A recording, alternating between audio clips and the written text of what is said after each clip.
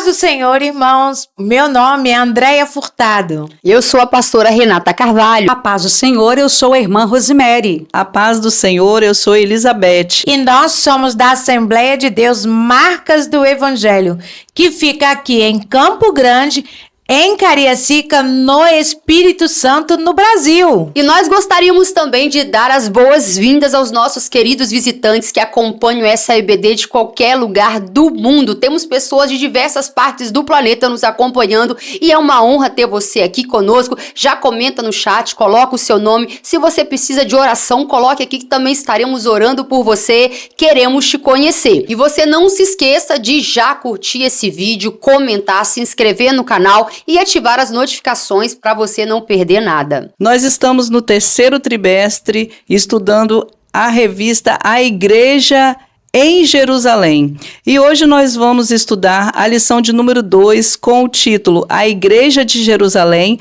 um modelo a ser seguido. Pai, nós glorificamos o Teu nome. Muito obrigada pela oportunidade de estarmos aqui para aprendermos da Tua palavra e falarmos sobre ela. Sim. Espírito Santo, venha sobre nós nessa aula e que ela possa alcançar os corações necessitados. Assim nós oramos em nome de Jesus. Amém.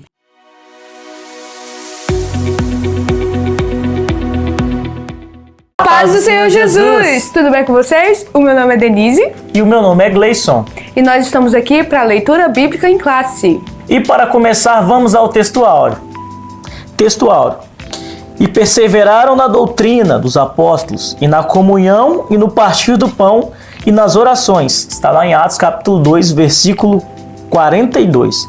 Na verdade, prática diz assim: a igreja de Jerusalém, como igreja mãe, tornou-se exemplo para as demais, um modelo a ser seguido por todas as igrejas verdadeiramente bíblicas. A nossa leitura bíblica em classe se encontra lá em Atos, capítulo 2, do 37 ao 47. Diz bem assim: ouvindo eles isto, compugnaram-se em seu coração e perguntaram a Pedro e aos demais apóstolos: que faremos, varões irmãos? E disse-lhes Pedro: arrependei-vos e cada um de vós seja batizado em nome de Jesus Cristo para perdão dos pecados e recebereis o dom do Espírito Santo, porque a promessa vos diz respeito a vós, a vossos filhos e a todos os que estão longe, a tantos quantos Deus, nosso Senhor, chamar. E com muitas outras palavras, isso testificava e os exortava, dizendo: salvai-vos dessa geração perversa. De sorte que foram batizados os que de bom grado receberam a sua palavra. E naquele dia agregaram-se quase 3.000 almas, e perseveraram na doutrina dos apóstolos, e na comunhão, e no partir do pão, e nas orações. Em cada alma havia temor, e muitas maravilhas e sinais se faziam pelos apóstolos. Todos os que criam estavam juntos e tinham tudo em comum. Vendiam suas propriedades e fazendas e repartiam com todos, segundo cada um tinha necessidade. E perseverando, unânimes todos os dias no templo e partindo o pão em casa, comiam juntos com alegria e singeleza de coração, louvando a Deus e caindo na graça de todo o povo. E todos os dias acrescentava o Senhor à igreja aqueles que se haviam de salvar. Glória a Deus, essa foi a leitura de hoje. Tchau, tchau!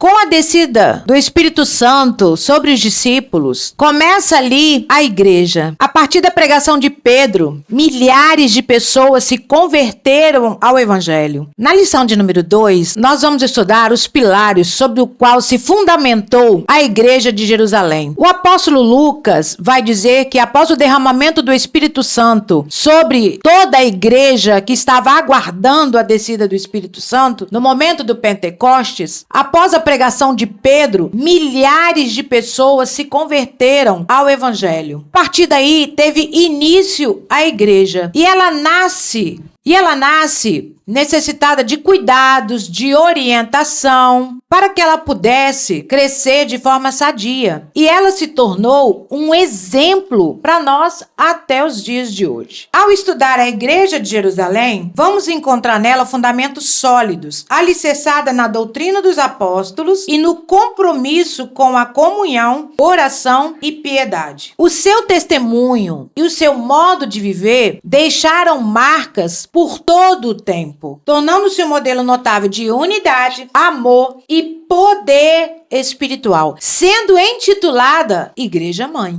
Estudar o nascimento da igreja e o modelo da igreja de Jerusalém, que se tornou o protótipo para as igrejas de todos os tempos. Quantos simpósios, seminários, conferências você já ouviu falar sobre modelos de igreja que entendem estar se espelhando nesse modelo de igreja mãe de Jerusalém? Nós veremos se de fato esses modelos se aproximam ou se afastam dessa igreja que realmente revolucionou a comunidade de seu tempo. É importante dizer que a igreja é um mistério que havia no coração de Deus. O apóstolo Paulo vai dizer que só foi revelado no Novo Testamento. Não havia essa forma de corpo no Antigo Testamento. Só foi revelada depois da subida de Cristo aos céus, quando o Espírito Santo vem em Atos 2, e ali é o nascedouro dessa igreja. E Jerusalém vai ser modelo, tanto do que nós devemos copiar, como aquilo também que no meio do povo de Deus o Espírito Santo reprovou. E essa igreja, ela tinha fundamentos doutrinários. A igreja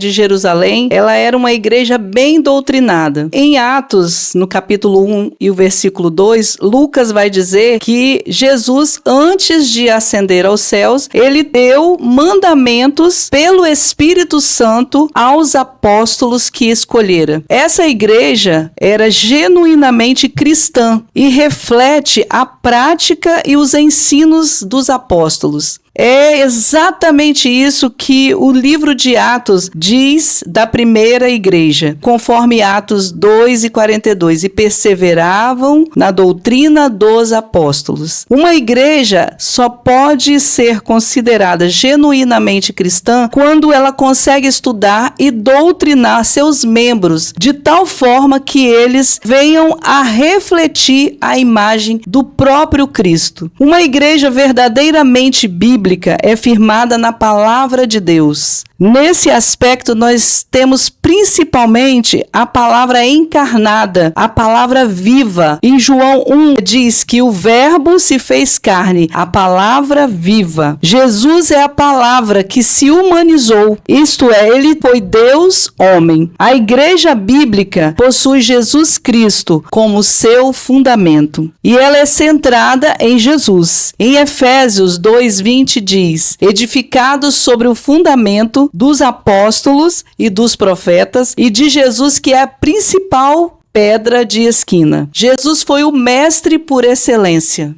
Quando nós lemos a expressão "e perseveravam na doutrina dos apóstolos", contida em Atos no capítulo 2, versículo 42, nós temos aí muito presente um pilar, um fundamento, que é o discipulado. O que é discipulado? Discípulo é aquele que ensina aquilo que aprendeu do mestre. E a igreja de Jerusalém, a igreja modelo, ela era uma igreja bem doutrinada e bem discipulada. Mas vamos nos atentar a duas palavras deste versículo: perseveravam e também doutrina. Primeiro, quando nós pensamos no que diz respeito à palavra perseveravam, podemos dizer que a igreja modelo, ela tinha dedicação, ela tinha perseverança, ela mantinha-se firme. E por fim, podemos falar também de doutrina. Doutrina vem do termo grego didaquê. Didaquê significa instruir, significa ensinar. E os discípulos fizeram muito bem isso à igreja modelo. Mas os discípulos aprenderam de quem? Os discípulos aprenderam com Jesus. Jesus, o mestre dos mestres. Jesus, desde a tenra idade, já causava admiração, já causava impacto e revelava quem era Deus. Isso é notório quando nós vemos quando aos 12 anos ele estava ali entre os doutores, os mestres da lei, e eles diziam: de onde vem tanta sabedoria? E para falar dessa sabedoria, nós precisamos nos ater ao tripé ministerial de Jesus. Jesus era aquele que instruía, pregava e também curava. Se não, vejamos o que diz Mateus no capítulo 4, versículo 23. E percorria Jesus toda a Galileia, ensinando nas suas sinagogas e pregando o evangelho do reino, curando todas as enfermidades e moléstias entre o povo. Esse mestre deve ser o nosso exemplo. Esse mestre que é o verbo vivo, que se fez carne, que se fez humano. Esse que ensinou também aprendeu. E eu e você, não devemos também aprender? Se Se o mestre que é exemplo, que ensinou, na sua humanidade, ele aprendeu, eu e você também devemos beber dessa fonte. Os discípulos agora estavam autorizados, tinham todo o planejamento para passar esse exemplo à igreja modelo. E depois a igreja, então, poderia testemunhar. Mas e hoje? A igreja moderna? Hoje, a igreja moderna também precisa ensinar. A igreja precisa pregar. Ou então, ela não será igreja. Ensinar diz respeito à essência da igreja. A igreja que não ensina, ela perdeu a sua própria natureza. Devemos ter humildade. Devemos aprender a sentar, ouvir dos nossos mestres, dos nossos professores, dos nossos pastores. O nosso comentarista da lição dessa etapa, desse trimestre, o pastor José Gonçalves, ele diz: a grande tragédia da igreja acontece quando ela não consegue ser discipulada, nem tampouco discipular. Fica essa reflexão para as nossas vidas. É muito interessante notar que hoje o principal papel dos pastores, que é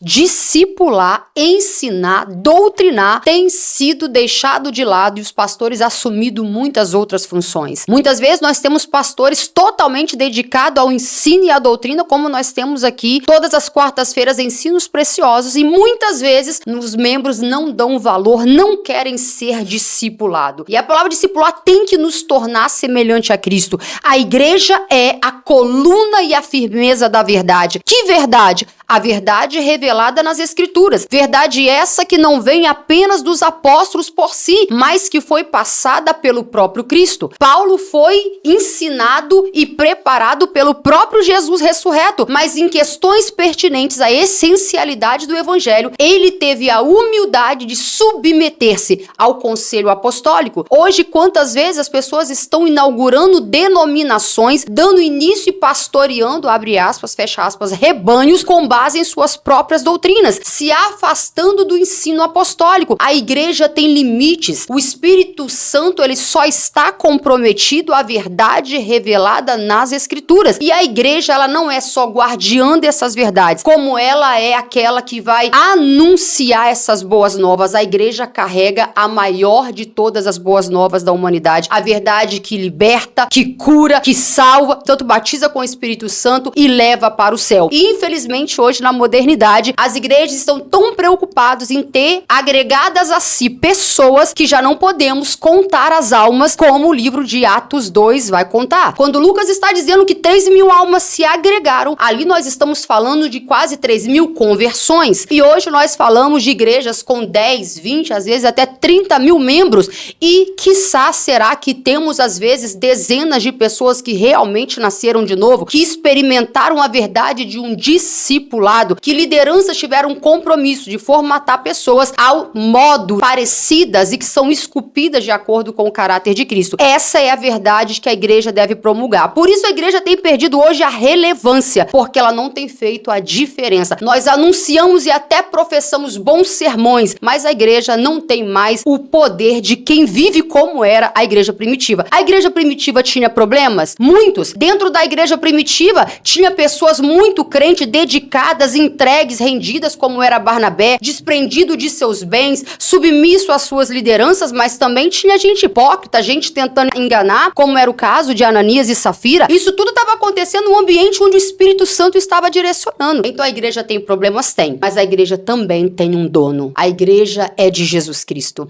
E quando ela foi, o Espírito Santo veio para adorná-la com dons espirituais que capacitariam a igreja a avançar. A igreja, o pastor Jário sempre diz, o primeiro casamento que houve foi antes da existência da criação. Quando um dia, em algum lugar e momento da eternidade, o Pai prometeu ao Filho uma noiva. E lá, na consumação da plenitude dos tempos, Jesus veio, morreu, ascendeu aos céus e comprou para si, com o seu próprio sangue, a sua noiva. E a Igreja de Cristo inaugura, então, um modelo baseado na vivência em comunidade. Não há verdade das Escrituras que se revela num evangelho genuíno que não seja manifesto por Jesus enquanto cabeça de um corpo que, apesar de partes diferentes, estão debaixo da mesma unidade. Quem garante essa comunhão perfeita é o Espírito Santo. E ter comunhão, como bem foi dito, não é apenas estar em mesmo ambientes, não é apenas socializar, não é apenas tomar um café.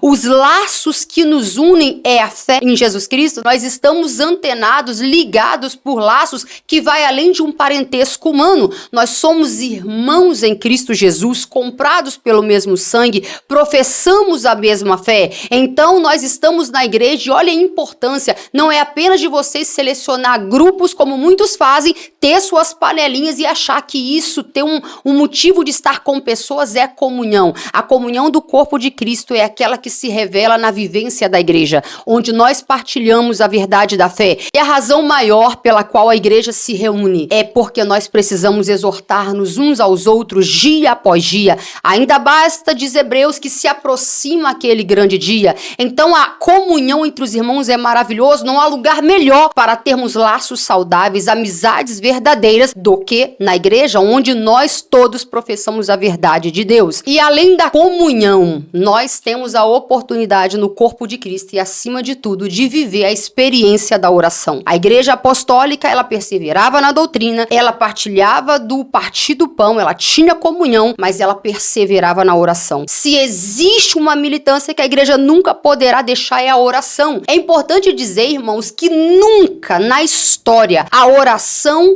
assumiu a dimensão após Atos 2, após a vinda do Espírito Santo. Quando Jesus ascendeu aos céus, a oração tomou um outro nível. O ser humano teve agora a condição de acessar o trono da graça. Agora havia um nome pelo qual nós entraríamos diante de Deus, que era o nome de Jesus. Jesus disse que em meu nome vocês agora pedirão ao Pai e Ele vos dará. O nome de Jesus rasgou o véu, nos deu acesso e agora com ousadia, os apóstolos agora oravam e em nome de Jesus faziam sinais, prodígios e maravilhas. Hoje quando você ora, nós estamos orando como a igreja apostólica, debaixo da autoridade do nome de Jesus. Nós pedimos e Deus vela por esse nome. Nós não temos autoridade em nós mesmos, mas a oração deveria nos encorajar, porque nós nos achegamos na oração e Deus abre o caminho, porque nós chegamos com a justiça de Cristo, pelos méritos de Cristo, invocando o poder do nome de Cristo. Então a oração é o oxigênio da igreja. A igreja não consegue avançar sem oração. Vida cristã sem oração é uma encenação. Não vamos conseguir dar conta dos dias maus. É vigiai em todo tempo, orai sem cessar. A oração é um mandamento e o crente não pode, e nem a igreja, viver sem oração, porque sem oração não tem direção do céu para a igreja. E seguindo o ministério de Jesus, ele vai até João Batista para ser batizado nas águas. João Batista até resiste, porque ele não achava digno de batizar o mestre. Mas Jesus vai dizer para ele que era necessário para que se cumprisse a promessa. A partir dali, nós vamos ver que Pedro vai dizer em Atos 2:38, arrependei-vos e cada um de vós seja batizado em nome de Jesus Cristo para perdão dos pecados. A igreja de Jerusalém tinha como doutrina o batismo. O batismo, ele era realizado para todos aqueles que se convertiam e se arrependiam dos seus pecados e criam em Jesus. Esses eram batizados. Não é diferente hoje. Aqueles que se arrependem, eles vão fazer uma confissão pública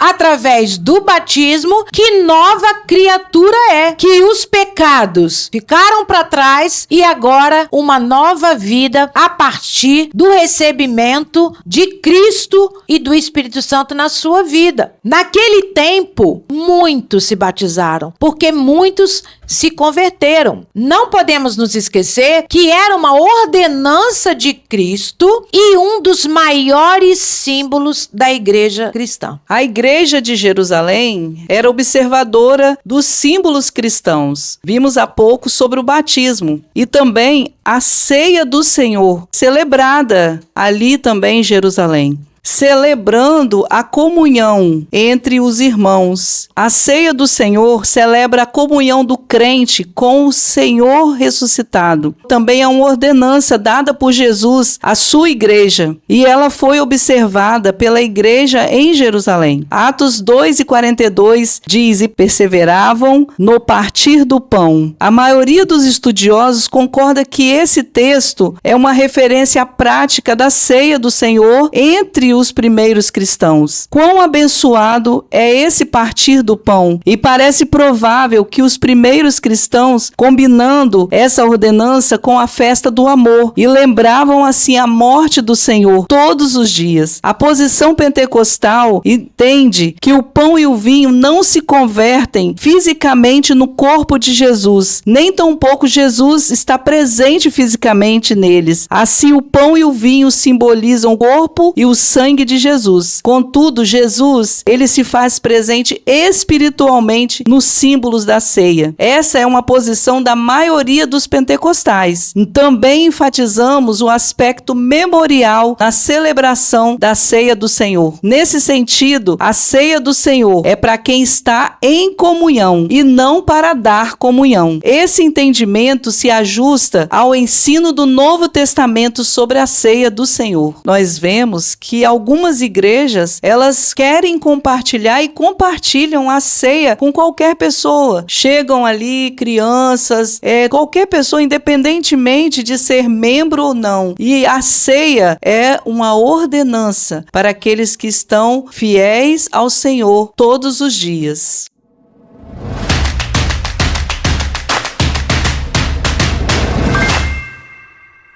A paz do Senhor, irmãos, meu nome é Tainara e hoje nós vamos conhecer o significado do termo koinonia. A palavra koinonia vem do grego e aparece diversas vezes no Novo Testamento, especialmente no contexto da igreja primitiva. Traduzida normalmente como comunhão, koinonia significa muito mais do que um simples convívio social ou participações em reuniões. Trata-se de uma palavra rica e profunda que traduz o verdadeiro sentido da vida cristã em comunidade. Koinonia significa participar, compartilhar, ter algo em comum. Na prática da igreja de Jerusalém, como vemos em Atos 2:42, ela se manifestava através da comunhão dos irmãos na doutrina dos apóstolos, também na oração, no partir do pão e na comunhão dos bens. Os primeiros cristãos não apenas se reuniam, mas eles compartilhavam suas vidas, seus recursos, suas dores, suas alegrias. Eles viviam como uma verdadeira família espiritual, movidos pelo amor de Cristo. Além da comunhão entre os irmãos, koinonia também se refere à comunhão com Deus. Em 1 João 1:3 lemos assim: o que temos visto e ouvido,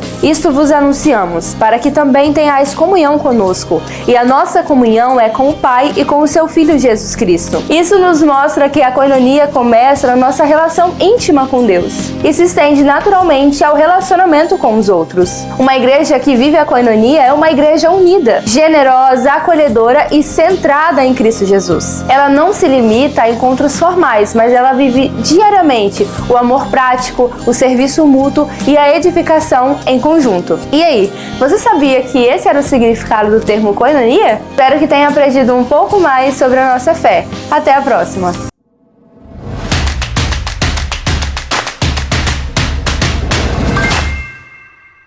Nós nunca podemos esquecer que o Pentecoste é o nosso nascedouro. Nós nascemos no fogo. O fogo é o nosso ambiente natural. Deus escolheu que nós nascêssemos do mover do Espírito Santo. A igreja, enquanto corpo, foi capacitada para a sua missão pelo poder do Espírito Santo. Infelizmente, nós temos visto que o cessacionismo foi o maior golpe que a igreja já sofreu na história. Por quê? Porque o intelectualismo, a erudição, tirou do Espírito Santo as manifestações extraordinárias e poderosas que a igreja vivenciou em todo o tempo da história. Aonde o Espírito Santo foi invocado, crido, houve manifestações através da vida de homens e mulheres piedosos. E infelizmente nós vimos historicamente quando quiseram colocar o Espírito Santo à margem, de modo a entender que tudo aquilo que aconteceu extraordinário no livro de Atos ficou adstrito e restrito ao tempo apostólico. Qualquer pessoa de forma honesta festa, que lê o livro de Atos, ele é incendiado, ele entende que é um conforto e ao mesmo tempo encorajador, de que o mesmo Espírito Santo que capacitou os apóstolos e toda a igreja de Atos é o mesmo que está capacitando a igreja militante hoje e vai continuar até a volta de Cristo. Os dons espirituais testificam da presença do Espírito Santo na vida da igreja. Como pastorear sem os dons espirituais? Como sobreviver sem a direção do Espírito Santo? E é muito interessante quando você vê Atos 13, aonde nós tínhamos ali Manaém, nós tínhamos ali Saulo, Barnabé, nós tínhamos ali Cirineu, homens doutores, mas que profetizavam, que eram profetas,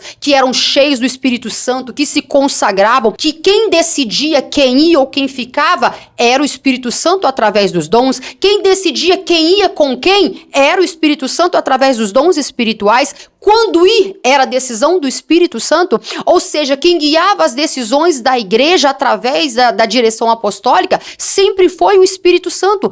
Paulo está orientando a igreja aos coríntios como organizar os dons espirituais, porque onde o Espírito Santo está, é natural que nesse solo floresçam os dons espirituais. A igreja, se perder a manifestação extraordinária dos dons espirituais, ela perde a sua relevância. Ela se torna uma organização, uma instituição fria, social, que não vai oferecer mudança nem resposta para esse mundo perdido. Para anunciar com verdade a grandeza da mensagem do Evangelho, nós precisamos de provas. Quais são as evidências? As manifestações espirituais. Havia na igreja primitiva um temor reverente, ou seja, um terror divino de que a presença do Senhor era com aqueles homens. A igreja apostólica não tinha os edifícios maravilhosos que as igrejas modernas têm hoje, não tinha as contas bancárias recheadas que hoje igrejas são grandes instituições econômicas, mas como disse o apóstolo João e Pedro, não temos ouro nem prata, mas o que nós temos nós te damos, não é? Levanta e anda em nome de Jesus o Nazareno, ou seja, o maior patrimônio da igreja primitiva e da igreja de Jesus em todos os tempos é se apropriar dos dons espirituais, do poder do nome de Jesus, e que esse sinal seja visível aos homens, ao mundo, que eles saibam que a igreja opera numa esfera extraordinária, espiritual. Precisam ver milagres, eles precisam ver prodígios, sinais. Isso era natural. E veja que o impacto do Espírito Santo é que multiplicava. Hoje nós estamos multiplicando, mas vendo poucas referências de cura, de ressurreição. Quase não vemos mais em nossos dias. O Espírito Santo mudou? Não. Somos nós que deixamos de buscar, porque a unção precisa ser desejada. Nós precisamos buscar, como o próprio apóstolo aconselha, com zelo todos os dons espirituais, almejarmos os dons espirituais, porque sem os dons espirituais o mundo não verá que de fato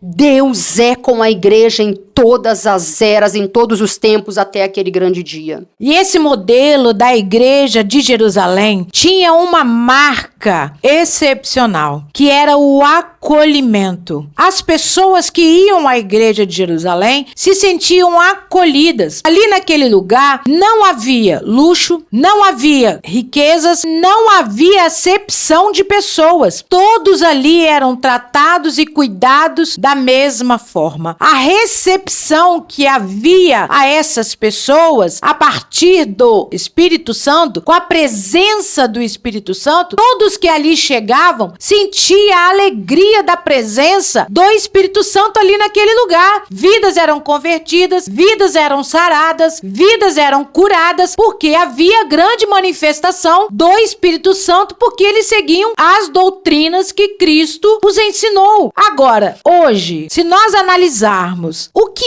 significa uma igreja acolhedora? Hoje nós estamos trocando a visão de igreja acolhedora com a igreja de Jerusalém. Porque se nós analisarmos hoje e perguntarmos o que é uma igreja acolhedora? É uma igreja confortável, uma igreja com ar-condicionado, é uma igreja que tenha lá as suas áreas VIPs, é uma igreja que satisfaça as minhas vontades. E no meio desse caminho, o modelo de igreja acolhedora se perdeu. Porque nós vamos ver, está escrito lá em Atos 2:44, que todos os que criam estavam juntos e tinham tudo em comum. Todos estavam reunidos no mesmo propósito, com o mesmo objetivo, no mesmo nível espiritual, no mesmo nível de busca. Hoje, infelizmente, nós não podemos dizer que todas as igrejas estão no padrão da igreja acolhedora, no modelo da igreja de Jerusalém. Interessante trazer uma observação que Tertuliano faz. Quando a igreja romana tentou infiltrar espiões dentro da igreja de Jerusalém, eles voltaram impressionados com o amor que havia entre os irmãos ali naquele lugar. Até eles ficaram admirados com o tamanho cuidado e zelo que um tinha pelo outro.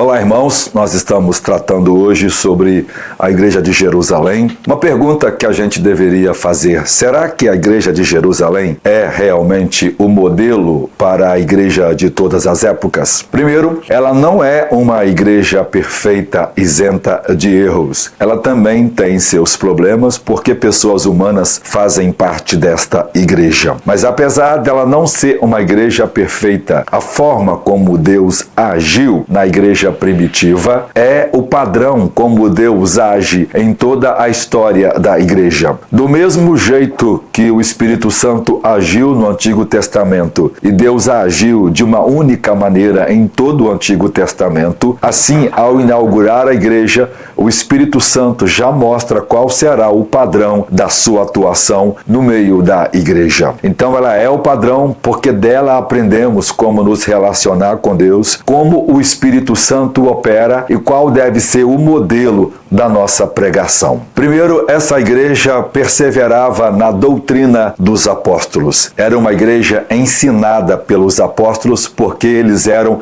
mestres infalíveis. O que eles ensinavam era a última palavra na questão de conduta e de doutrina. Então essa igreja obedecia em tudo aquilo que os apóstolos ensinavam. Qualquer dúvida, qualquer assunto, qualquer conceito, qualquer comportamento, qualquer dúvida que as pessoas tinham, quem resolvia em última instância eram os apóstolos. Paulo escreveu, por exemplo, a carta de 1 Coríntios para responder a várias perguntas e dúvidas que a igreja de Corinto tinha. Então, ele escreve a carta de 1 Coríntios e de 2 Coríntios para poder responder às muitas perguntas e dúvidas da igreja. Então, esta igreja era uma igreja doutrinariamente ortodoxa, ensinada na verdadeira e correta doutrina. Não havia falsos mestres e quando se levantava um falso mestre, eles eram refutados pelos apóstolos. Ou seja,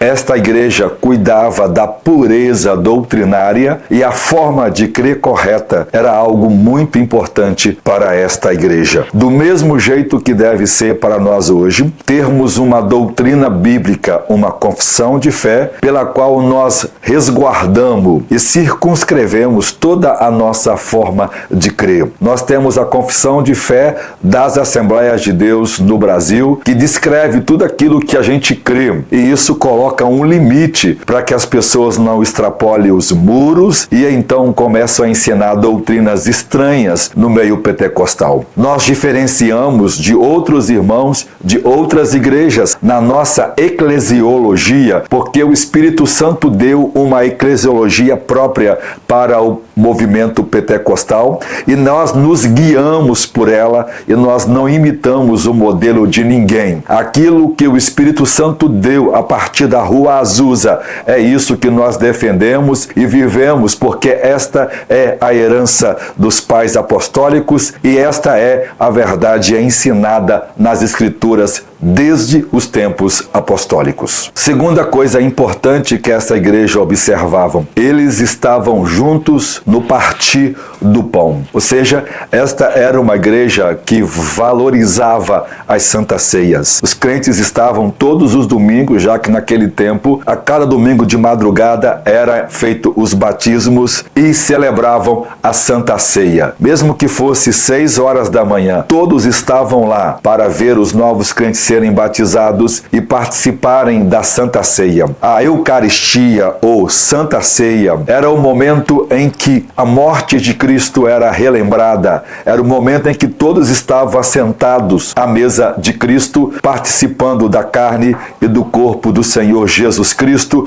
obedecendo o mandamento do Senhor de celebrar isto constantemente para relembrar a sua morte até que ele venha. Em terceiro lugar, eles estavam vivendo em comunhão. Havia uma koinonia, havia um compartilhamento. Eles estavam juntos, reunindo no mesmo lugar, e eles faziam parte da igreja e não se ausentava dela. Eles mantinham a comunhão, o cuidado uns com os outros. Eles se preocupavam em manter a unidade da fé, a unidade doutrinária e estarem juntos o tempo todo. Os primeiros cristãos tinham esta identidade. Eles andavam em bando, eles andavam sempre juntos e eles estavam reunindo no mesmo lugar, como nós fazemos hoje em nossas igrejas. Nos encontramos quase todos os dias para orar, para orarmos uns pelos outros, para ouvir a pregação do Evangelho, para ofertar em benefício da obra de Deus e para adorar a Deus em espírito e em verdade. A comunhão era a parte central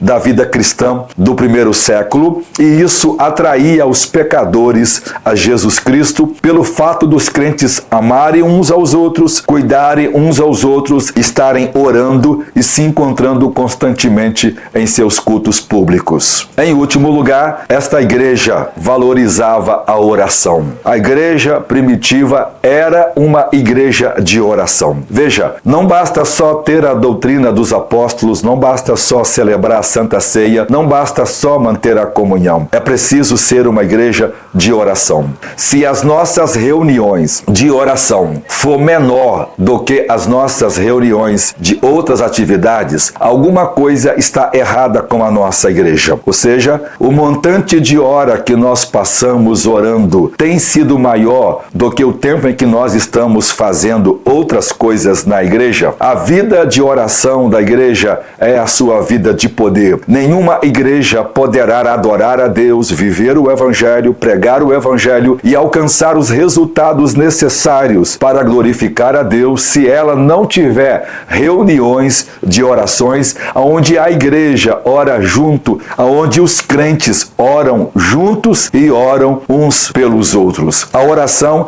é a base sólida de uma igreja, é ela que sustenta a obra de Deus, e uma igreja que não ora não terá a graça de Deus sobre ela. Ela poderá ter todos os programas, mas sem a oração nós não vamos atrair a presença de Deus sobre nós. Então, a igreja de Jerusalém é sim um modelo para cada um de nós. Nós precisamos amar as Escrituras. Os pastores precisam conhecer as Escrituras profundamente, precisam ser peritos na leitura devocional, na explicação, na exposição do texto bíblico. Jesus tinha um ministério focado no ensino, na pregação e nas manifestações de milagres. Uma verdadeira igreja terá obreiros que estarão focados em ensinar as Escrituras para seu povo, em pregar a palavra de Deus de forma poderosa e gloriosa e em operar as manifestações do poder de Deus por meio dos milagres e maravilhas. Que Deus possa levantar igrejas poderosas para operar a obra de Deus. Uma igreja local que imita a igreja primitiva vai valorizar o ensino das Escrituras. Ela terá a EBD. A EBD será um trabalho contínuo de edificação, de ensino ensino e que promove o crescimento dos cristãos em todas as áreas. A EBD, com seu currículo dinâmico, ajudará o desenvolvimento e o amadurecimento dos crentes em todas as áreas. Não é possível encontrar um crente que não seja aluno da EBD. Os grandes homens de Deus do passado eram homens que conheciam muito as Escrituras, liam e aprendiam sobre elas. Esta é a grande carência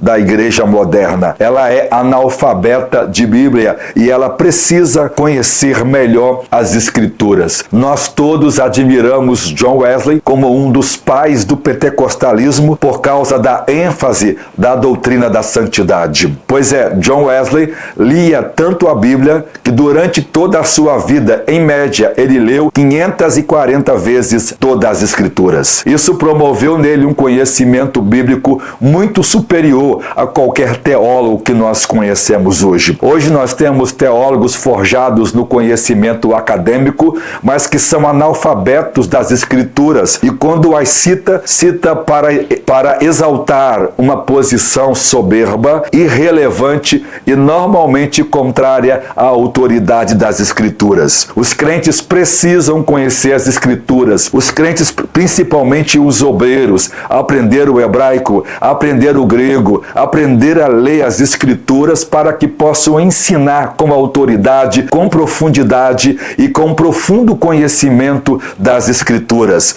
Um bom pregador, um bom pastor é um perito nas Escrituras. Ele é treinado para ensinar, para redarguir, para instruir e para corrigir com a palavra de Deus. Que Deus levante homens que amem as Escrituras. A maioria das igrejas que temos hoje estão focadas em movimentos, em música, focada em entretenimento, tem pouco ensino das Escrituras e uma pregação superficial das Escrituras. Elas estão entretendo o povo, estão agradando o povo e desonrando a Deus. Hoje, as igrejas que mais crescem, na sua maioria, têm desconfigurado o evangelho e ensinado um evangelho híbrido, às vezes falso e diluído, que não contém a verdadeira essência das Escrituras. Que Deus levante homens e pessoas dispostas a viver o Evangelho. Esses princípios não só valem para a igreja,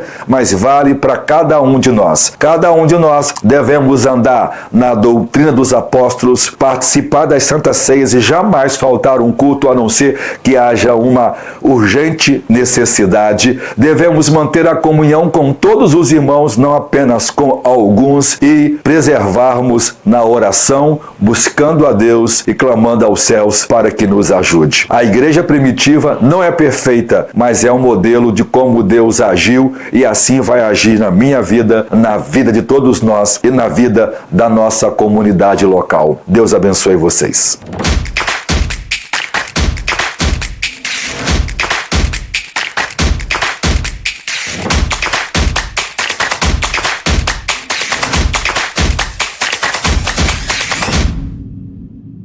A igreja modelo também era adoradora. Aleluia! Isso é possível identificar quando lemos Atos capítulo 2, versículo 47 que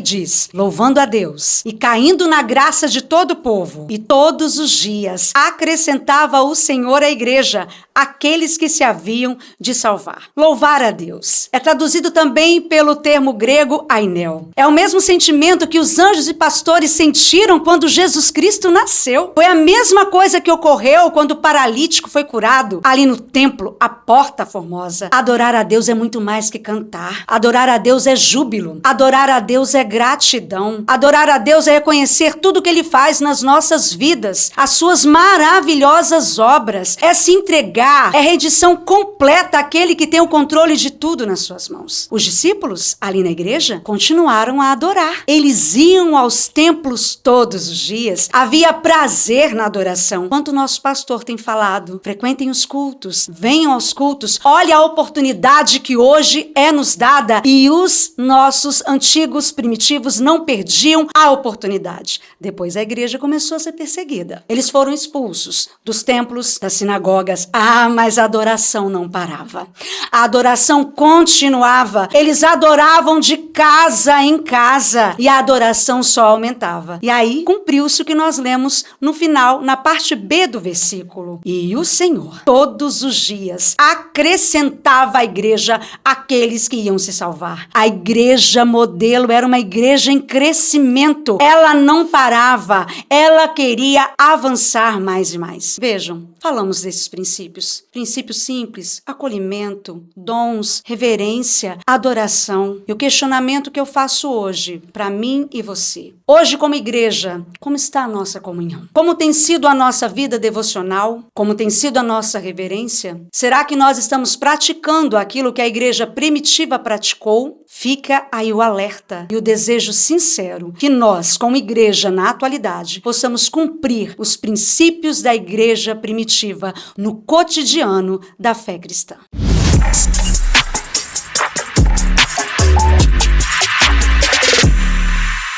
E agora chegamos ao momento muito especial dessa aula, o momento em que cada um de nós é convidado pelo Espírito Santo a contribuir no reino de Deus.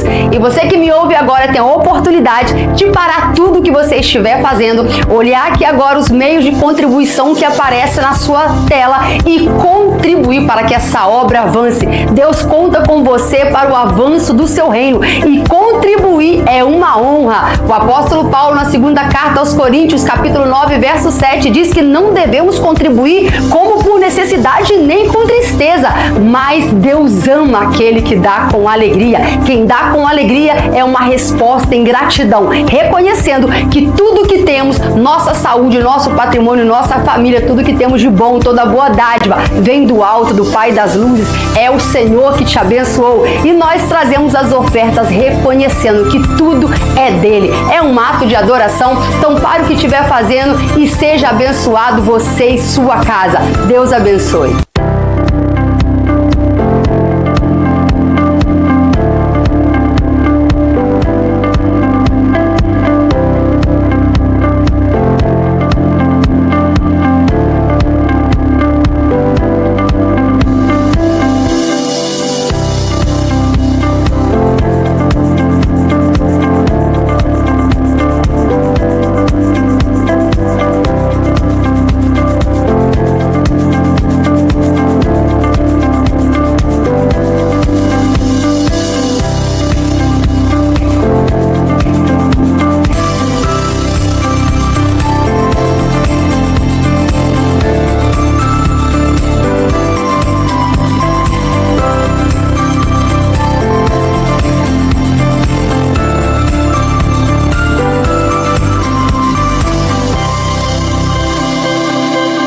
Pode ver nessas imagens as coisas maravilhosas, lindas que Deus tem feito em nosso meio. Quantas vidas sendo abençoadas por este espaço.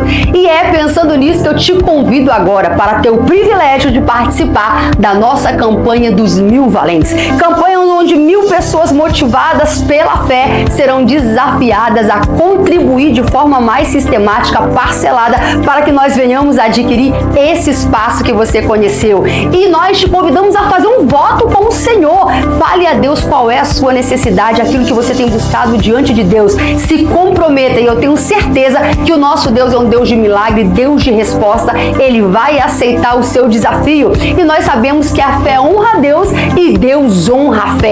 Faça parte desses 1000 valentes que terão seus nomes nos memoriais da fé, que contribuíram para que essa realidade acontecesse no nosso tempo e na nossa geração. Deus fará, nós não temos dúvida, mas que privilégio, hein, se o meu nome e o seu constar nessa grande obra.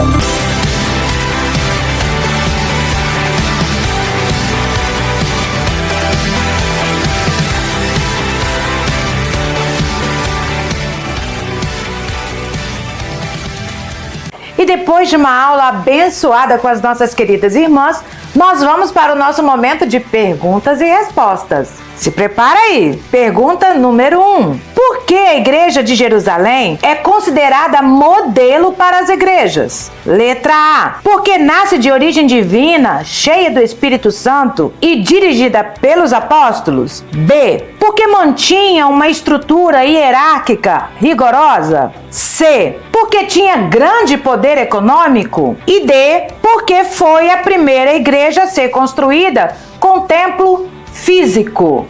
Tempo na tela.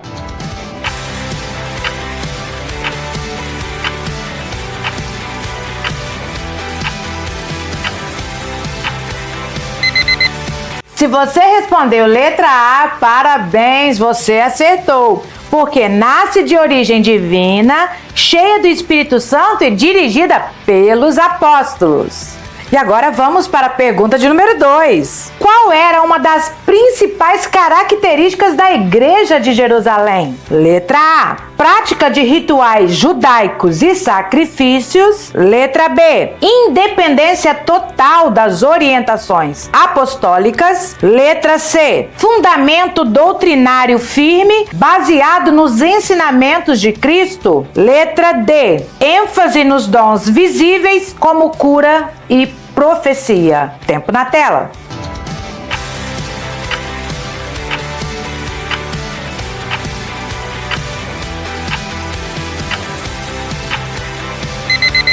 E se você respondeu letra C, parabéns! Prestou atenção na aula, hein? Fundamento doutrinário firme, baseado nos ensinamentos de Cristo. E agora vamos para a pergunta de número 3. Que atitude dos apóstolos se destaca em relação à pregação da palavra na igreja de Jerusalém? Letra A. Exclusiva dedicação à música e louvor. Letra B. Substituição das escrituras por experiências pessoais. Letra C. Comprometimento total com a pregação e ensino da palavra. Letra D. Proibição da leitura do Antigo Testamento. Tempo na tela.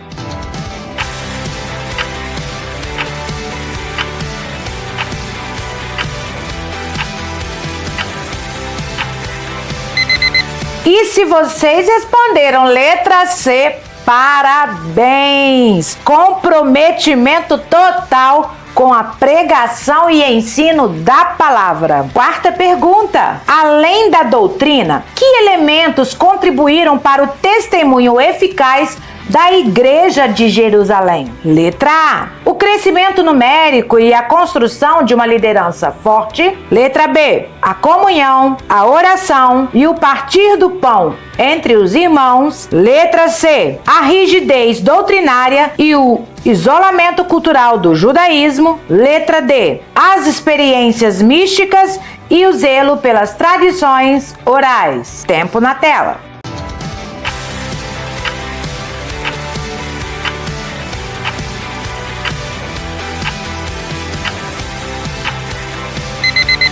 Essa estava fácil. Letra B. A comunhão, a oração e o partir do pão entre os irmãos. E agora nós vamos para a quinta e última pergunta. Qual foi o papel dos apóstolos na formação da identidade da Igreja de Jerusalém? Letra A. Foram instrumentos para o ensino da doutrina e a preservação da unidade da fé. Letra B. Atuaram como organizadores sociais, focando na política local. Letra C. Estabeleceram princípios baseados em suas tradições pessoais. Letra D. Transmitiram ritos judaicos com novo significado para os gentios. Tempo na tela.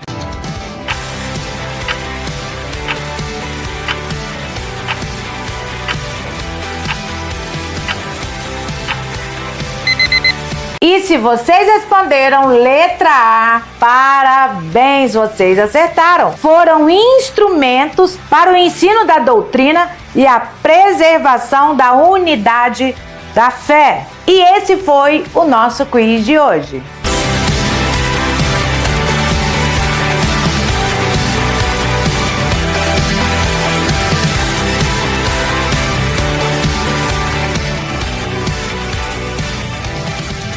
e que nós possamos então seguir em todo o estilo e o modelo completo a Igreja de Jerusalém. Uma igreja regida, direcionada pelo Espírito Santo através dos dons espirituais, com uma direção apostólica, e nós também nos dias de hoje precisamos ter o coração inflamado para viver o que essa igreja viveu. O mundo espera que a igreja se levante aos moldes da igreja primitiva, que o Senhor continue capacitando a igreja militante a ser cheia do Espírito Santo, pois o que energizou o ministério de Jesus e dos apóstolos e de todos os cristãos verdadeiros da história foi a ação poderosa do Espírito Santo na vida da igreja. Que Deus abençoe você e sua casa. Senhor nosso Deus e nosso Pai, nós te glorificamos por este dia, que possamos aprender com essa igreja modelo e vivermos, ó Pai, na prática todos os dias da Tua palavra e que venhamos ser uma igreja relevante para esse tempo. Ó Senhor, em nome de Jesus, nós te agradecemos. Amém. A paz do Senhor! A paz do Senhor!